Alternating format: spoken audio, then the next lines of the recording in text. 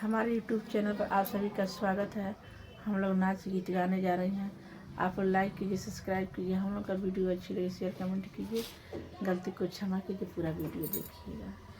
चम चम चमक दुपहरिया हो, बलम फूलवरिया में बोलावे। चम चम चमक दुपहरिया हो, बलम फूलवरिया में बोलावा।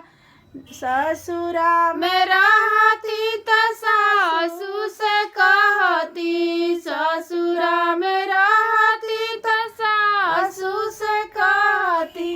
नैयर में लाई से लजाली हो, बलम फूलवरिया में बोलावे। ससुरा में माई से लजाली हो, बलम फूलवरिया में बोलावा। चम चम चमक दुपहरिया हो, बलम फूलवरिया में बोलावा।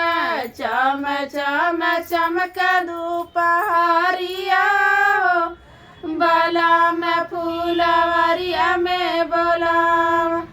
ससुरा में रहती त चाची जी से कह, ससुरा में रहती त भाभी से कहती। ससुरा में गीत खराब हो गई, काटी तो उड़ा दे, गड़बड़ा गई।